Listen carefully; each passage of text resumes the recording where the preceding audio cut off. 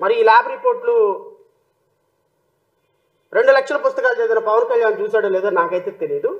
ఆ 2 లక్షల పుస్తకాలు చదివినటువంటి పవన్ కళ్యాణ్ గారికి నేను ఇంకొకసారి ఈ ల్యాబ్ రిపోర్ట్ చదివి వినిపిస్తా. పాప ఆయనకి సమయం లేదు. ఆయన పరిహార దీక్షకి వెళ్ళారు, ప్రాయశ్చిత్త దీక్షకి వెళ్ళారు. ఆ ప్రాయశ్చిత్త దీక్ష కరెక్టే అది, ఎందుకంటే కరెక్ట్ పేరు పెట్టుకున్నాడు ఆయన. నార్మల్గా ఎవరైనా నేను తప్పు చేశాననుకోండి, నేను తప్పు చేస్తే నేను దేవుడి దగ్గరికి వెళ్ళి ప్రాయశ్చిత్త దీక్ష చేస్తాను.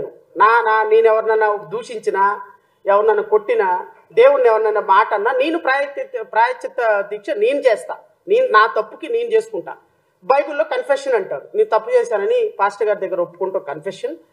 మన హిందూ ధర్మశాస్త్రంలో వచ్చేటప్పటికి ప్రాయశ్చిత్త దీక్ష తను తప్పు చేసినందుకు. ఎవరో లడ్డూలో కల్తీ చేస్తే అనుకుందాం, పవన్ కళ్యాణ్ ప్రాయశ్చిత్త దీక్ష ఏందండి నాకు అర్థం కాలేదు అంటే ఈయనకి ముందే తెలుసు నెయ్యి కల్తీ జరగలేదు, లడ్డూలో పవిత్రమైన ప్రసాదంలో ఏ విధమైనటువంటి అల్టరేషన్ జరగలేదు. దీన్ని మనం రాజకీయాలకు వాడుతున్నాం. తిరుమల వెంకటేశ్వరుని రాజకీయాలకు వాడుతున్నాం. తిరుమల తిరుపతి దేవస్థానంలోకి హిందువులందరూ రండి, సనాతన ధర్మంలోకి రండి, రోడ్ల మీదకి రండి, హిందువులందరూ రండి, కొట్టుకోండి, చచ్చిపోండి, అందరూ ఇష్టం వచ్చినట్టు మన హిందూ ధర్మాన్ని, సనాతన ధర్మాన్ని ముస్లిమ్స్, క్రిస్టియన్స్ అందరూ నాశనం చేస్తున్నారు. వాళ్ళకి జరిగితే మెదలకుండా ఉంటారా, వీళ్ళకి జరిగితే మెదలకుండా ఉంటారా, మన హిందువుల మీద కాబట్టి కదా, చూసారా ఎంత అటాక్ జరుగుతుందో అని మత ఘర్షణలు రేపుతానికి ఒక ప్లాన్ పన్నాడు అన్న సంగతి ఈయనకి తెలుసు, పవన్ కళ్యాణ్కి తెలుసు. ఎందుకంటే అక్కడ ఏమీ జరగలేదని తెలుసు. ఓ అంబు బుష్ అని ఆకాశంలో గాలిని సృష్టించినట్టుగా ఒక ఇష్యూను సృష్టించారన్న సంగతి పవన్ కళ్యాణ్కి తెలుసు. పాపం తిరుమల వెంకటేశ్వర స్వామిని కూడా అడల్ట్రేషన్ జరిగిన తిరుమల లడ్డూని కూడా అడ్డం పెట్టుకునే సనాతన ధర్మంతో పాటు గుళ్ళుని గోపురాలకి తీసుకొచ్చి హిందువులందరినీ రోడ్డు మీదకి తీసుకొచ్చి ముస్లిమ్స్కి, హిందువులకి, క్రిస్టియన్లకి, హిందువులకి ఈ దేశంలో, ఈ రాష్ట్రంలో గొడవలు పెడుతున్నాను అని, ఈ రాష్ట్రంలో ఇప్పటి వరకు లేని మత ఘర్షణను రేపుతున్నాను అని ఆయనకు తెలుసు. అందుకనే ప్రాయశ్చిత్త దీక్ష చేసుకుంటున్నాడు. పాపం ప్రాయశ్చిత్త దీక్ష కరెక్ట్ పదం. ఆయనకి తెలుసో తెలియక పెట్టుకున్నాడో నాకైతే తెలియదు, కానీ ప్రాయశ్చిత్త దీక్ష అద్భుతమైనటువంటి పదం. మీరు చేయాలి ప్రాయశ్చిత్త దీక్ష కూడా. ఎందుకంటే అత్యంత దుర్మార్గకరమైనటువంటి క్రీడకి మీరు రాష్ట్రంలో తెరలేపుతున్నారు. నాకు ఇప్పుడు అర్థం కాలేదు వాస్తవంగా. 0.5% లేని భారతీయ జనతా పార్టీని మీరు రోడ్ మ్యాప్ ఇవ్వండి అని ఎందుకు అడుగుతున్నాడో నాకు అర్థం కాల. ఇందుకే రోడ్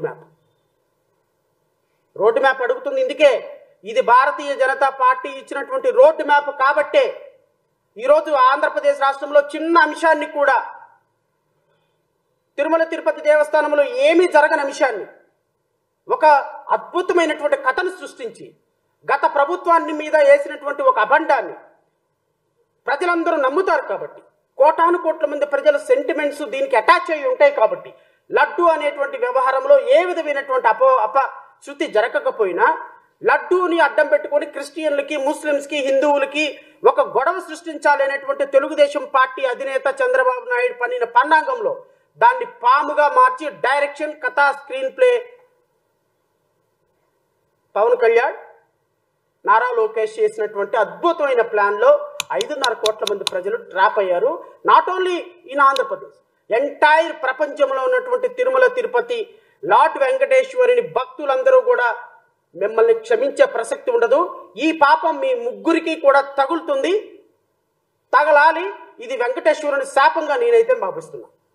ఎస్, వెంకటేశ్వరి లడ్డుతోటి మీరు ఆడినటువంటి కపట నాటకాలు శాపాలై ఈ 5 సంవత్సరాలు నిలబడదు మీ కూటమి ప్రభుత్వం. గుర్తుపెట్టుకోండి, మీ కూటమి ప్రభుత్వం కూలిపోక తప్పదు, పటాపంచలైపోతుంది మీ కూటమి ప్రభుత్వం. లార్డ్ వెంకటేశ్వరతో, కృష్ణమ్మతోటి మీరు ఆడినటువంటి అబద్ధాలు, మీరు చేసినటువంటి రాజకీయాలు మీ జీవితాలను మాత్రం ఖచ్చితంగా వెంటాడతాయి. గుర్తుపెట్టుకోండి. ఇప్పటికే పాపం అనుభవిస్తున్నాడు పవన్ కళ్యాణ్. ఆయన పెద్ద సంతోషంగా ఉన్నాడు నేనైతే అనుకోవటంలా. ఆయన ఏదో గొప్పగా నిద్రపోతాడు ప్రశాంతంగా. నాకు తెలిసి నేను కళ్ళు మూసుకోగానే 10 నిమిషాల్లో నిద్రపోతాను. నా దగ్గర ఏం ఆస్తులు లేవు, అంతస్తులు లేవు, ఏం లేవు, కానీ మనశ్శాంతి ఉంది. బహుశా రిక్షా దొక్కునేవాడికి కూడా, మా అన్నకి మా తమ్ముడు ఒక సెక్యూరిటీ గార్డుగా పనిచేసుకునే అన్న తమ్ముడికి ఒక ఇంట్లో పనిచేసుకునే అక్క చెల్లి కూడా ప్రశాంతంగా నిద్రపోతాడు. కానీ నిద్ర లేని వ్యక్తులు ఎవరైనా అంటే 3 ఉన్నారు ఈ రాష్ట్రంలో. ఒక ఆయనేమో చంద్రబాబు నాయుడు, ఇంకో ఆయనేమో పవన్ కళ్యాణ్, మూడో ఆయనేమో నారా లోకేష్. ఇలా ముగ్గురికి నిద్ర ఉండదు. ఎందుకు? ఎంతున్నా సరిపోదు వీళ్ళకి, ఇంకా ఏదో కావాలి. ఏం కావాలయ్యా? ఏం కావాలి? ఒక ఎమ్మెల్యేగా పనికిరాని నువ్వు ఉప ముఖ్యమంత్రి అయినావు, ఒక ఎమ్మెల్యే గోడపై నువ్వు ఈ రాష్ట్రంలో కాబోయే ముఖ్యమంత్రి అవుతున్నావు నారా లోకేష్. 75 సంవత్సరాల వయసులో ముఖ్యమంత్రి అయినావు, ఇది 4వ ముఖ్యమంత్రి. భారతదేశంలో ఎవరు లేని సీనియర్ పొలిటీషియన్ ఇంకేం కావాలి మీకు? ఎందుకు లాటు వెంకటేశ్వర, కృష్ణమ్మ ఇలాంటి వాళ్ళతో రాజకీయాలు దేనికి? తప్పు ఇది కూటమి ప్రభుత్వాన్ని నేను వినయపూర్వకంగా ఇప్పటికైనా ఫుల్ స్టాప్ పెట్టండి. తప్పు క్షమాపణ ఒప్పుకొని పవన్ కళ్యాణ్ చేస్తున్న ప్రాయశ్చిత్త దీక్షలో పాల్గొని చంద్రబాబు నాయుడు, నారా లోకేష్ మీ మంత్రివర్గం వాళ్ళు వెళ్ళి లాటు వెంకటేశ్వరాన్ని మొక్కండి. తప్పు చేసాము, క్షమించండి, ఇంకోసారి ఇలాంటి పాపపు కార్యాలు చేయమని. చెయ్యకపోతే మాత్రం మీ ప్రభుత్వం కుప్పకూలిపోవటం ఖాయం.